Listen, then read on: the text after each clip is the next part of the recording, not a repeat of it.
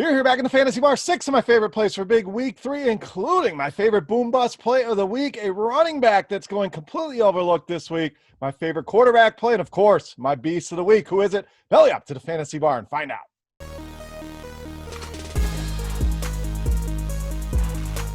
Welcome in, guys. Week 3 edition Beers Daily Fantasy 6-pack. Good to be back here once again in the fantasy bar talking daily fantasy football on both DraftKings and FanDuel. Guys, before we get into the plays here for week 3, do me a favor. Make sure you click that thumbs up button. You guys are crushing it there. I appreciate it. Let's see if we can get to 1,000 likes on the video this week, guys. Again, thank you so much for that. Also, make sure you subscribe to the channel and get notified when these videos are coming out. Also, special offer only for the bar patrons here. RotoGrinders.com/beer for $5 off.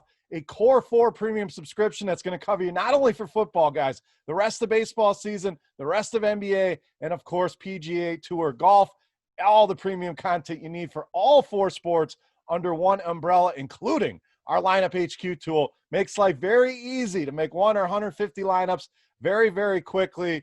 Projections, ownership projections, everything you need to help make you a better daily fantasy player.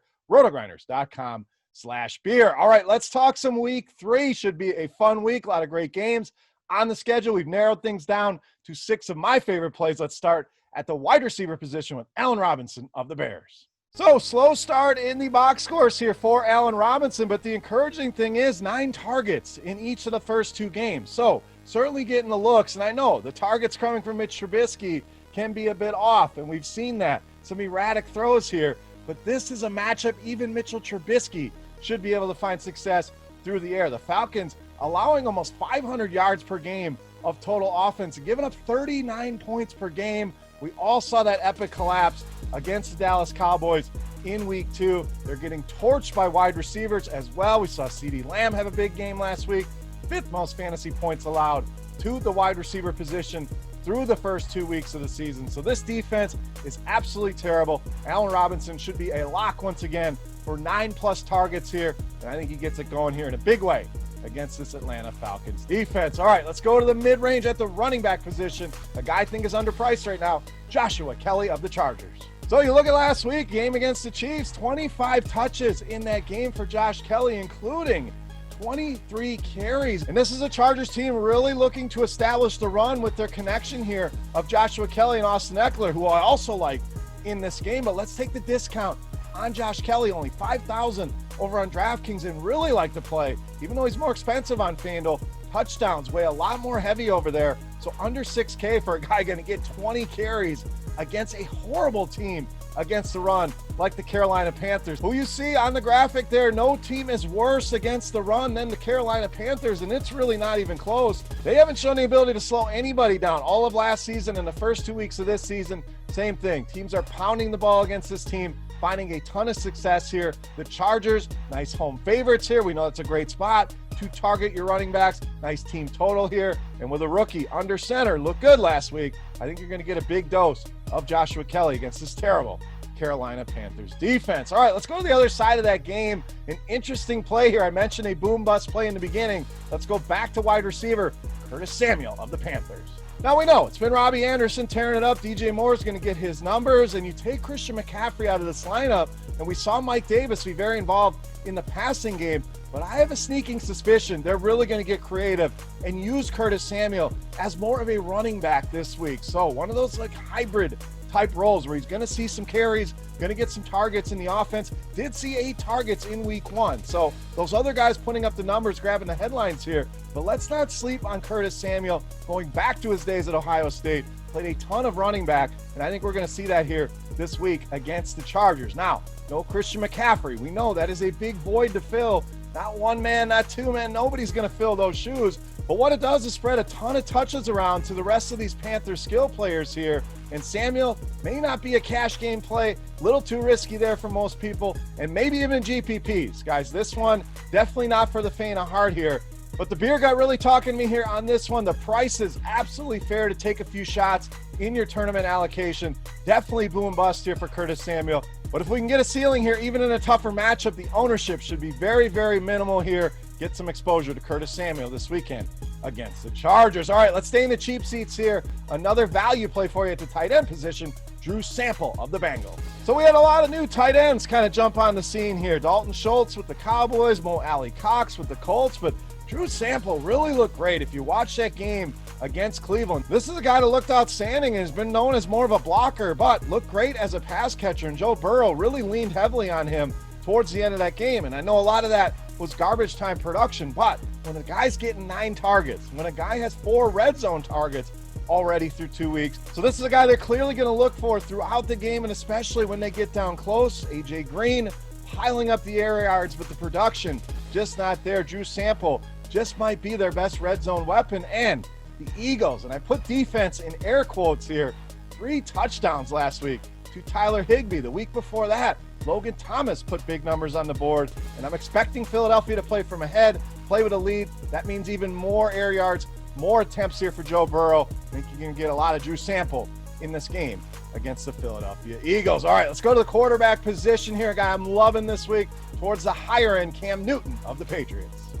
Now, I think what's going to happen here, you're going to get a lot of people going to Russell Wilson, Dak Prescott in that big game. No problem with that, but let me save some money here and go back to Cam Newton, who's really turned the clock back and has looked good. In week 1, we saw him dominate on the ground against the Miami Dolphins, and then last week looked outstanding in that game against Seattle through the air. Made some pinpoint passes and some very accurate throws that we just have not seen from Cam Newton. So let's take a look at the slate in general. The Patriots, 4th highest implied team total this week. Almost 4 touchdowns expected here for New England against the Las Vegas Raiders, and he gives you that ceiling, that Lamar or Patrick Mahomes type ceiling, and I don't think that's out of the realm of possibilities where you can put up a massive game like those guys do, and you're not paying $8,500, $9,000 for it. Cam's price jumped up. It did not jump high enough here, and I think he crushes it once again here in this matchup against the Las Vegas Raiders. All right, it's time to take a look at my favorite play for week 3. But before we do that, guys, it's contest time. That's right. We're going to run it back with the Beast of the Week contest. Very simple. All you got to do, make sure you've liked the video to play here, but get in the comment section right below the video and guess fantasy points for my Beast of the Week. Closest guess will win themselves a free week of RotoGrinders Premium. Get a chance to get in there and check everything out. If you're already a loyal subscriber and you take this down, hey, we'll send you a free RotoGrinders t-shirt just for playing. So let's take a look. My favorite play for week 3, you know him as the Beast of the Week.